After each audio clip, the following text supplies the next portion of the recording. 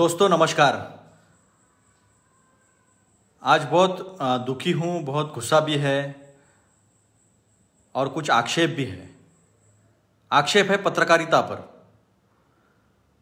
पत्रकारिता इस घिनौने स्वरूप में हमारे सामने आएगी, ऐसा कभी हमने सोचा नहीं था। कभी सोचा नहीं था कि कोई व्यक्ति पत्रकारिता का नाम पे पत्रकारिता के प्रोफेशन को इतना नीचे गिरा सकती है, उसका स्तर इतने नीचे गिरा सकती है, ये कभी सोचा नहीं था। और फिर सारे घटनाक्रम को जब हम मद्देनज़र रखते हैं, उसका बारीकी से पढ़ाई करते हैं, बारीकी से उसे देखते हैं, तो पता चलता है कि ये भाजपा का रचा हुआ खेल है। क्योंकि इनके बचाव में आता कौन है? तो भाजपा के नेता जो प्रकाश जावड़ेकर जी है, वो बड़े नेता है, वो बचाव में आते हैं। किरीट सोमैया जी जो सांसद रह चुके हैं, भाजपा के उपाध्यक्ष है प्रदेश के, महाराष्ट्र प्रदेश के, वो उनके बचाव में आते हैं। तो पता चलता है कि इतनी घिनौनी हरकत करने के बाद भाजपा के अगर बड़े पार्टी के नेता खड़े होते हैं तो ये आपका षड्यंत्र है दो प्रकार का। एक तो उस परिवार से आपको द्वेष है जिस परिवार ने इस देश में बलिदान की मिसाल दी है। एक एक नहीं, दो इस देश के दो प्रधानमंत्री और गांधी परिवार के दो व्यक्ति, सन्माननीय इंदिरा जी गांधी और सन्माननीय राजीव जी गांधी, इस देश के लिए शहीद हो गए। उन्होंने अपनी जान न्यौछावर कर दी और दोनों को पता था कि भारत की एकात्मता और अखंडता के लिए हम जो प्रयास कर रहे हैं उसका अंजाम हमारी मौत से होगा। इसके बावजूद वो देश के लिए लड़ते रहे। और शुरुआत में ही मैं बता दूं कि इंदिरा जी जब प्रधानमंत्री थी तो वो तो पद पर ही गई, तो उनके सामने एक फाइल थी। आईबी ने ऐसा लिख के दिया था कि आपके सिक्योरिटी से आप सिख लोगों को हटा दीजिए।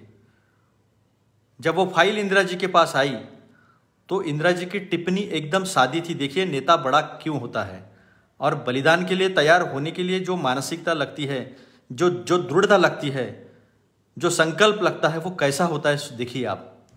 इंदिरा जी ने कहा था कि मैं ही अगर जात और धर्म के नाम पर, मेरे सिक्योरिटी में कौन रहेगा कौन नहीं रहेगा, सरकार में किसी को आना है, वो अगर जात और धर्म निश्चित करेगा तो फिर मैं इस देश का संविधान जो सेक्युलर है, इस देश का संविधान जात पात धर्म रंग लिंग इसके ऊपर है, जो सबको समानता देता है, स्वतंत्रता देता है और सबको एक समान मानता है, वो मैं मानती हूँ। ये कैसा होगा, ये करने का मुझे हक नहीं और मैं कभी करूँगी नहीं।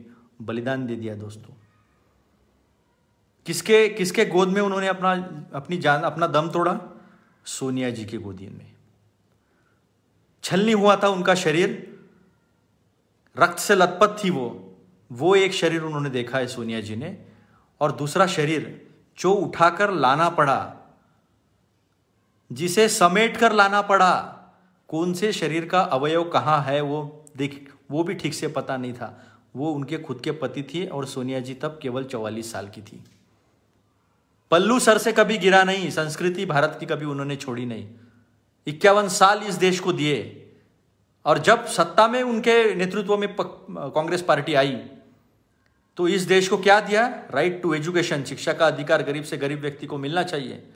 भोजन का अधिकार, food security act, right to information, सबको पता चलना चाहिए सरकार कैसा काम करती है और वो कागज पे क्या लिखा होता है क्या नहीं लिखा होता है, सबको पता चलना। ये सारी चीजें उन्होंने इस देश को देने के लिए अपनी जीजान इकट्ठा कर ली। और उनके बारे में इतनी अभद्र टिप्पणी, इतना नीचे का स्तर गिरकर, और वो भी जिस घटना को लेकर आप बात कर रहे थे अर्नब गोस्वामी जी, आप बात नहीं कर रहे थे, आप पत्रकारिता नहीं करते, आप दलाली करते हो, आप दलाल हो, आप पत्रकार नहीं हो। आपने इस देश के पत्रकारिता पे लांछन लगाया है, कालिक पोत दी है आपने, और इतिहास आपको कभी माफ नहीं करेगा। कानून तो आपको नहीं छोड़ेगा। आप कितना भी छुप लीजिए, आप पाताल में भी छुप लेंगे तो भी इस देश के लोग आपको छोड़ेंगे नहीं। इस देश का कानून आपको छोड़ेगा नहीं। इस देश के लोगों के मन में आप सदा के लिए उतर चुके हो, ये बात भी आप कभी मत भूलिए। मैं आपको सिलसिलेवार सारी चीजें बताता हूं दोस्तों। गढ़चिंचले नाम का गांव जो है वो पालघर जिले में आता है और वो दादरा नगर हवेली जो केंद्र शासित प्रदेश है, जिस पे राज है केंद्र का, मोदी जी का, उसके बॉर्डर पर है वो। ये जो सम्मानित साधु संत जो है, इनके कोई गुरु की दुर्भाग्यवश मौत हो गई थी, वहां वो जाना चाहते थे, वो अंदर के रास्ते से गए। उसके पहले क्या हुआ, तो गांव में एक खबर फैली थी और वो खबर ये थी कि बच्चों को चोरने वाली टोली जो है वो सक्रिय है और वो बच्चों को चोरने के लिए आती है, उठाकर ले जाने के लिए आती है। तो गांव के लोग गश्त लगा रहे थे, आदिवासी लोग। पहले एक डॉक्टर मिले थे, डॉक्टर की गाड़ी थी, उस पर भी हमला हुआ था, लेकिन उनका भाग्य अच्छा था, वो वहां से बच निकले। ये जब दो साधु मिले तो ये दो साधु और उनके ड्राइवर के ऊपर हमला हुआ। और वो पुलिस की जो बात बताते हैं, वो पुलिस नहीं, वो वन कर्मचारी था, छोटा सा इकलौता था वो, 50 फुट के दूरी पर। वहां पर वो साधु दौड़ते गया। 2 लोगों की मौत हो चुकी थी, लोगों ने झुंड से मारा था, 2 लोगों की मौत हो चुकी थी। और उसके पास जाने के बाद उसे भी वो अकेला क्या करता है इतने बड़े झुंड के पास, वो चौकी तक आया, कासा नाम की चौकी। कासा नाम की चौकी में आने का वहां पर सिर्फ 50 लोग थे, उन 5 पुलिस थे, वो भी कुछ नहीं कर पाए, वो भी घबराए हुए थे, क्योंकि इतनी बड़ी झुंड के साथ 5 पुलिस कैसे लड़ते, उन पे भी अटैक हुआ। बाद में 500 पुलिस आए, उन्होंने गांव को घेरा, लोगों को पकड़ा और सुबह 5:30 बजे तक 101 लोगों पे एफआईआर दर्ज हुआ।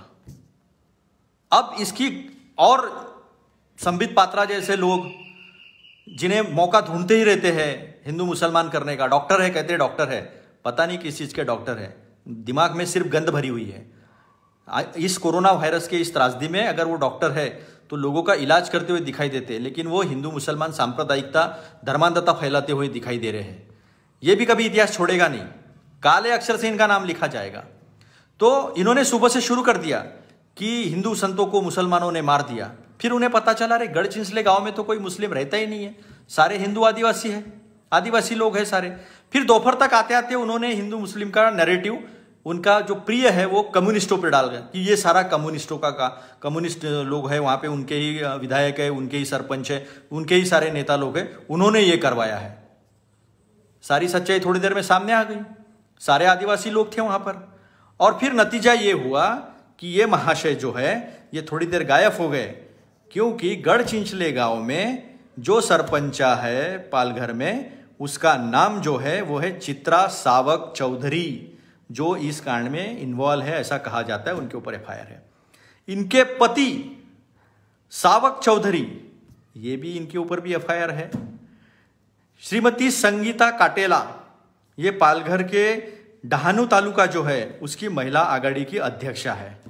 101 में से करीब 72 लोग जो है वो भाजपा के हैं, भाजपा के कार्यकर्ता है, बूथ प्रमुख से लेकर सारी लिस्ट जो है वो आज कांग्रेस प्रदेश ने जाहिर कर दी है। ये सारे लोग भाजपा से जुड़े हुए लोग हैं। और वहाँ ये अर्नब गोस्वामी जैसे दलाल, सुपारी किलर, ये सोनिया जी को नाम लेकर, इनकी हैसियत क्या है, इनकी औकात क्या है, इनकी लायकी क्या है कि इतने बड़े पार्टी कांग्रेस के अध्यक्षा के बारे में इस तरह से बात करें, जिन्होंने बलिदान पे बलिदान दिया, ऐसे परिवार से आती है सोनिया जी, उन पे इतने बड़े लांछन लगाने के बाद सभ्यता देखिए कैसी है गांधी परिवार की। मैं परिवार की बढ़ाई करने के लिए नहीं बैठा हूं, जो सच्चाई है वो सच्चाई बता रहा हूं। उस वक्त सोनिया जी कहती है कि मैं इस देश में सुहागन बन के आई थी, मैं इस देश में मां बनी और मैं इसी देश में विधवा बनी।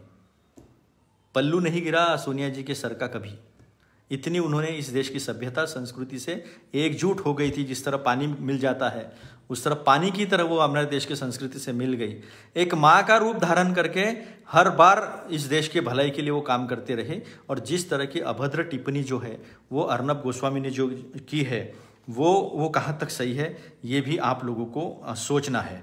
अब एक सच्चाई देखिए क्या है, ये मॉब लिंचिंग जो है वो सोचा समझा खेल है, सोची समझी राजनीति है, या सोची समझी षड्यंत्र है, आप ही खुद इसका निर्णय कीजिए। 2 साल पहले सुप्रीम कोर्ट ने, 2 साल पहले जो घटनाएं पे घटनाएं होती रही, जहां अल्पसंख्यक समुदाय के लोगों को मारा गया, जहां बौद्ध समाज के लोगों को, दलित समाज के लोगों को मारा गया, उसके बाद भी प्रधानमंत्री सन्माननीय मोदी जी की कभी टिप्पणी नहीं आई उसके ऊपर। एक ही बार कहा था मारना है तो मुझे मारो, लेकिन कभी जिन्होंने ये काम घिनौना हरकत की है उनको कभी उन्होंने गिरफ्तार नहीं किया। उनके ऊपर कभी कानूनी कार्रवाई नहीं की, जबकि यहां पर जो मॉब लिंचिंग हुआ था उसकी 24 घंटे के अंदर कार्रवाई शुरू हो गई, सीआईडी को तफ्तीश दे दी गई, लेकिन इन्होंने वो कभी नहीं किया। 2 साल पहले सामान्य सर्वोच्च न्यायालय ने इन्हें आदेश दिया था कि आप मॉब लिंचिंग के खिलाफ एक सख्त से सख्त कानून लेकर आइए। क्यों नहीं आया आप अब तक आज सख्त से सख्त कानून लेकर? क्यों नहीं आया आज तक आप सख्त से सख्त कानून लेकर? क्यों आप भेदभाव करते हो धर्म के नाम पर? क्यों आप भेदभाव करते हो जात के नाम पर? क्या वजह है इसकी? आप नोटबंदी लाते हो, गरीब झुलस जाता है उसमें। आप जीएसटी लाते हो गलत तरीके से, उसमें छोटा मंझोला व्यापारी झुलस जाता है। देश की अर्थव्यवस्था तहस नहस हो जाती है और फिर आपके पास एकमात्र षड्यंत्र बचता है। या तो आप सोची समझी चाल से खेलते हो, आपका यह षड्यंत्र है कि इस तरह से देश को बांटा जाए बहुसंख्यक या और के खिलाफ अल्पसंख्यक, या फिर आपने जो 2014 में वायदे किए थे इस देश की जनता से, जैसे 2 करोड़ रोजगार हो, 15-15 लाख सबके खाते में हो, काला पैसा सारा वापस आएगा, कोई भूखा नहीं सोएगा, अच्छे दिन आएंगे, पेट्रोल 30 रुपया होगा, ये जो वादे आपने किए थे इससे आप मुखर गए 2014 के बाद। और 2014 के बाद इस देश में केवल हिंदू मुस्लिम, इस देश में केवल जात के नाम पर, कभी कभी जिस गाय को इस देश में बहुत पूजा की जाती है उस गाय के नाम पर, जिस भगवान को इस देश में बहुत पूजा जाता है, इस देश के संस्कृति का अविभाज्य घटक है, ऐसे प्रभु रामचंद्र के नाम पर कितने लोगों की आप जान लोगे? कितने लोगों की आप जान लोगे? और ऐसे जो पत्रकारिता करने वाले अर्नब गोस्वामी हैं, इन लोगों के पीछे कितने ताकत से आप कब तक खड़े रहोगे? एक से एक पत्रकारों की लाइन है जिसे गोदी मीडिया कहा जाता है। अरे पत्रकारों का काम तो दुनिया, जनता और सरकार, इसके बीच के दुआ बनने का होता है। अच्छे अच्छे पत्रकार है ना भारत में, सरकार को सवाल पूछने का काम पत्रकार का होता है। वो पत्रकारिता होती है सही खबर करने की। जो ऐसा करते हैं उनको सम्मान भी मिलता है। लेकिन अर्नब गोस्वामी जी, आपने कल जो और दूसरी घिनौनी हरकत की अपने आप को बचाने के लिए, वो भी एक्सपोज हो गई। आपने वीडियो डाला मेरे ऊपर सोनिया जी के गुंडों ने, मैं तो सोनिया जी कहूंगा, मैं तुम्हारे जैसा असभ्य व्यक्ति नहीं हूं जो किसी को बड़े व्यक्ति को गंदे तरीके से मैं बुलाऊंगा, वो आपकी संस्कृति है। आपने वो वीडियो बनाया, वो वीडियो डाला, लेकिन टेक्नोलॉजी है, बच नहीं पाए आप। लोग ऐसा कह रहे, लोग ऐसा आक्षेप ले रहे ऊपर, आपके ऊपर आरोप लगा रहे कि आपने वो वीडियो 8:15 बजे बनाया था। आपके चमचे जो है, जो आपको सपोर्ट करने वाले, जिन्हें केवल धर्मांधता दिखती है, विषैला प्रचार करते हैं, वो लोगों ने 10:30 बजे ट्वीट कर दिया कि कांग्रेस के लोगों ने आपको मारा है, गुंडों ने मारा है आपको। जैसे 1942 में भी, जब 1942 में क्विट इंडिया मूवमेंट चल रहा था, करो या मरो, अंग्रेजों को देश से बाहर निकालो, तब भी श्यामा प्रसाद मुखर्जी बंगाल के उप मुख्यमंत्री थे, मुस्लिम लीग के साथ सरकार बनाई थी। उन्होंने भी तत्कालीन गवर्नर को खत लिखा था कि ये कांग्रेसी गुंडे रानी के खिलाफ षड्यंत्र कर रहे हैं, आप मुझे पावर दीजिए, मैं इन्हें सीधा करता हूं। तो ये कांग्रेसी गुंडे नहीं है, कांग्रेस में सिर्फ शहीद लोग होते हैं, कांग्रेस में देश पर मर मिटने वाले लोग होते हैं, कांग्रेस में देशभक्त लोग होते हैं जो समानता, स्वतंत्रता, बंधुता मानते हैं। कांग्रेस में महात्मा गांधी, जवाहरलाल नेहरू, सरदार वल्लभ भाई पटेल, मौलाना अबुल कलाम आजाद से बड़े बड़े नाम हैं, स्वर्गीय इंदिरा जी, लाल बहादुर शास्त्री, एक से एक नाम है जिन्होंने देश के लिए अपनी जान न्यौछावर की है, जिन्होंने देश के लिए सेवा दी है। तो अर्नब जी, आप जी के भी लायक नहीं हो। आप दलाली जो की है उसकी कीमत आपको चुकानी पड़ेगी। आपके जो चमचे हैं वो भी एक्सपोज हो चुके हैं। आपने 1 बजे अटैक किया, बोला मेटा डेटा जो है रिपब्लिक का, वो लोगों ने खोज के निकाला, वो बताता है कि ये वीडियो 8:17 पे आपने बनाया था। अगर ये सच है, ये लोगों ने अगर बाहर लाया है, तो आप अभी कितना भी लोगों को समझाएंगे, ना आप कानून से बच पाओगे, ना आप लोगों से बच पाओगे। लेकिन मेरी विनती है कांग्रेस के कार्यकर्ताओं से, भावनाओं में बह मत जाना। हमारे देश में कानून है, हमारा देश का संविधान सबसे बड़ा है, हमारे देश की न्याय प्रणाली जो है वो ताकतवर है, और हमारे देश का जनमत भी ताकतवर है। ये केवल सोनिया जी का अपमान नहीं है, ये देश के हर नारी का अपमान है। ये उस नारी का भी अपमान है जो विदेश से भारत के संस्कृति पे विश्वास रखकर भारत में जाने से पारिवारिक संबंध अच्छे होते हैं, भारत की पारिवारिक संस्कृति बहुत बढ़िया, ऐसा सोचकर शादी कर कर ब्याह कर कर यहाँ आई है। हमारी बच्चियाँ बहुत सारी फॉरेन में शादी, विदेशों में शादियाँ कर कर गई है। हमारे यहाँ के लियो वाराडकर, हमारे रत्नागिरी के, महाराष्ट्र के, वो आयरलैंड के प्रधानमंत्री है। मॉरिशस के प्रधानमंत्री हमारे भारत के रहे हैं। सीता गिलबर्ट जो है वो रेस में थी। बहुत सारे 3-4, स्वाति दांडेकर हमारी पूना की गवर्नर है अमेरिका में। ये लोगों के लिए आप असुरक्षितता बाहर पैदा मत कीजिए। देश की संस्कृति बुद्ध, महावीर, महात्मा गांधी, महाभारत, रामायण ऐसे बड़े बड़े एपिक से आता है। नीचे भी साउथ में शिल्पद्दिकरम, मणिमेखलई ऐसे ऐसे जो एपिक्स है ना हमारे, ऐसे जो महाकाव्य जो है, ये हमारे संस्कृति की पहचान है। हमारे संस्कृति की पहचान नफरत नहीं है, हमारे संस्कृति की पहचान दलाली नहीं है, हमारे संस्कृति की पहचान त्याग है, समर्पण है और देश के लिए सब कुछ देने की जो मानसिकता है। देश सब सर्वोपरि, देश सबसे बड़े, ये हमारी मानसिकता है। तो अर्नब गोस्वामी जी, आप एक्सपोज हो चुके हो, आपकी दलाली पता चल गई है, आप सुपारी किलर हो पता चल गया, आप पत्रकारिता नहीं करते, आप दलाली करते हो, ये मेरा स्पष्ट आरोप है। कल हमने कंप्लेंट, मैंने खुद आपके खिलाफ कंप्लेंट दर्ज की।